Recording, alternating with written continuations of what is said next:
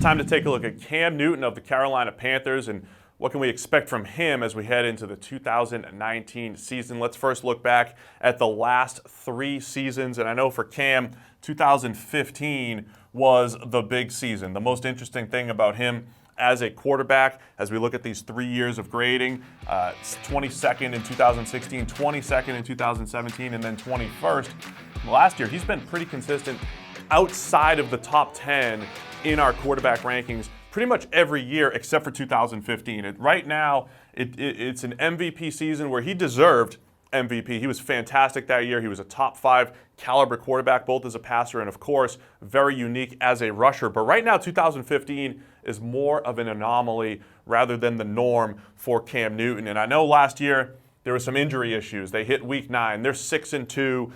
Cam's looking pretty good statistically. They're throwing the ball shorter. He's a lot more efficient. And then he has the shoulder injury and things kind of fall apart a little bit. We'll break that down in a second. But I do think the fact that this has been relatively consistent over the last 3 years is still concerning because even with that shoulder injury, yes, he regressed back into what he was over those last couple of years. It's going to be really tough, I think, to get back to that 2015 unless a lot of things go right for Cam Newton. Let's take a look at the pressure versus clean pocket grades over the last couple of years. The clean pocket stuff is what's most consistent in the NFL. So ranking 23rd and then 27th and then improving last year. Yep, he got up to 21st, but still not a major jump when it comes to clean pocket grading right there. That's the type of stuff that's a little bit more consistent year over year. The pressure stuff will fluctuate a little bit. 20th, 13th, and then 27th. So you see a little bit more of a dip, and he was good in that MVP caliber season under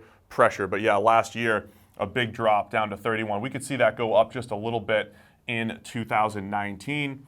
And then the big time throw and turnover worthy throw rate. This is, for Cam Newton, this is where I think he needs to win. If he's going to take advantage of the fact that he has that cannon for an arm, he can drive the ball outside the numbers, he can drive the ball up the seams, coming in at 5.1%, ranking 13th in 2016. That's great. In 2015, he was up here in big-time throw percentage.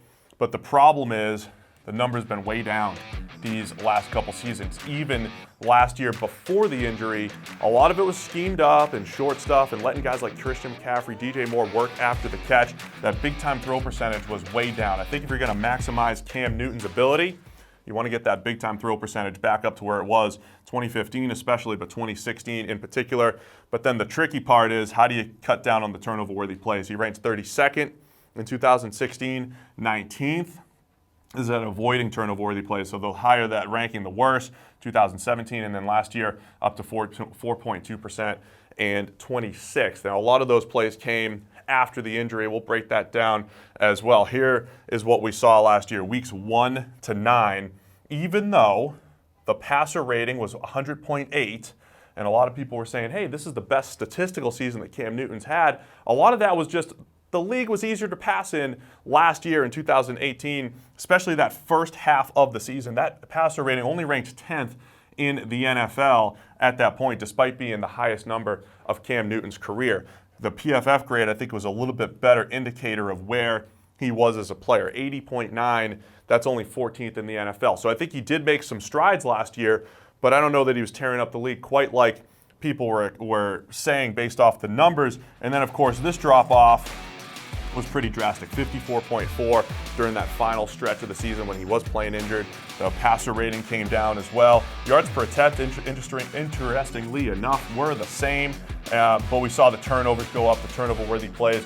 Average depth of target also went down, and perhaps that's the most interesting part of the Cam Newton story was that his average depth of target was the lowest of his career by far. So you have a guy who's got the big arm, he can drive the ball down the field. He's not the most accurate short passer, but you could scheme up some shorter passes to make life easier for him. So I think the best case scenario for the Panthers and Cam Newton, you let him be aggressive down the field, you let him use that big arm to stretch the field, keep defenses off balance, but also take advantage of the underneath stuff. Finding that perfect balance to maximize Cam Newton's ability, it's going to be huge for offensive coordinator Norv Turner, for the Carolina Panthers, and really maximizing what Cam Newton can do as a passer as we head back into 2019.